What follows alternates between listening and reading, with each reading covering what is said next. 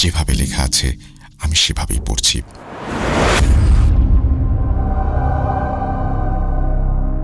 ইমেলটি পড়ে শোনানোর অনুরোধ রইল। নমস্কার রাসেল ভাই। নমস্কার, কেমন আছেন? আমি ভূত.com-এর একজন নিয়মিত শ্রোতা। দয়া করে নাম প্রকাশ করবেন না।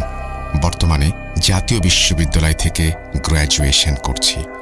আমি যে ঘটনাটি লিখতে বসেছি সেই ঘটনাটি লেখার জন্য আমার অনেক সাহস সঞ্চয় করতে হয়েছে, কারণ এই ঘটনাটি হচ্ছে একজন মায়ের সন্তান হারানোর ঘটনা। এই ঘটনার ফলস্বরূপ আমি আমার 3টি সন্তান হারিয়েছি এবং এখনো মা ডাক শুনতে পারিনি। জানি না কখনো মা হতে পারবো কিনা।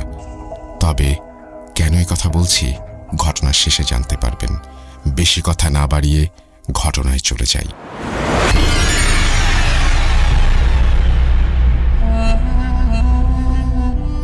আমার বিয়ে হয় 2018 শেষের দিকে। তখন আমি ইন্টারমিডিয়েট 2য় বর্ষের স্টুডেন্ট। খুব তাড়াতাড়ি পরিবার থেকে সিদ্ধান্ত নিয়ে আমাকে বিয়ে দেওয়া হয়। আমার স্বামী একজন প্রবাসী। শ্বশুরবাড়িতে ছিলাম আমি, আমার স্বামী আর আমার শাশুড়ি। ছোট পরিবার, আর স্বামীও যেহেতু বিদেশে থাকেন, তাই আমার তাড়াতাড়ি বাচ্চা নেয়ার প্ল্যান ছিল। যেই ভাবা সেই কাজ। বিয়ের 3 মাস পরে আমি জানতে পারলাম আমি কনসিভ করেছি। সবাই খুব খুশি ছিল।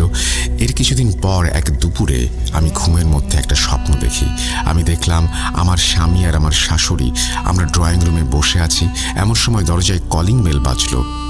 আমার স্বামী গিয়ে দরজা খুলতে আমি দেখলাম এক বৃদ্ধ মহিলা দাঁড়িয়ে আছে। তার গায়ের রং কুচকুচে কালো।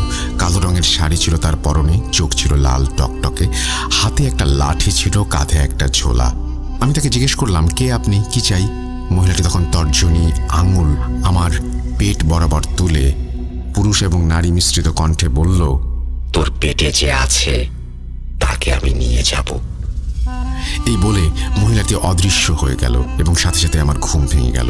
আমি ভয় পেয়ে এই স্বপ্নের কথা আমার শাশুড়িকে বলি। উনি পরের দিন আমাকে এক কবিরাজের কাছে নিয়ে যান এবং কবিরাজ কিছু তাবিজ ধারণ করতে বলেন। আমিও তাই করলাম। সব ভালোই কাটছিল। এর মধ্যে আমার স্বামী প্রবাসে ফিরে যান। আমিও স্বপ্নের কথা আস্তে আস্তে ভুলে যাই। আমার প্রেগন্যান্সি তখন 4 মাসের কিছু বেশি সময়। এমন সময় আমি ডাক্তার দেখাতে গিয়েছি। সব স্বাভাবিক ছিল। একদিন সকালে ঘুম ভাঙল প্রচণ্ড পেট ব্যথা নিয়ে। তখন সকাল 6টা বাজে। আমি দেখলাম আমার ব্লিডিং শুরু হয়েছে। সমস্ত বিছানা রক্তে ভেজা। আমি কি করব বুঝতে না পেরে আমার মাকে কল করি। আমার বাপের বাড়ি কাছে থাকায় আমার মা 5 মিনিটের মধ্যে চলে আসতেন। আমি পেট ব্যথায় তখন ছটফট করছি।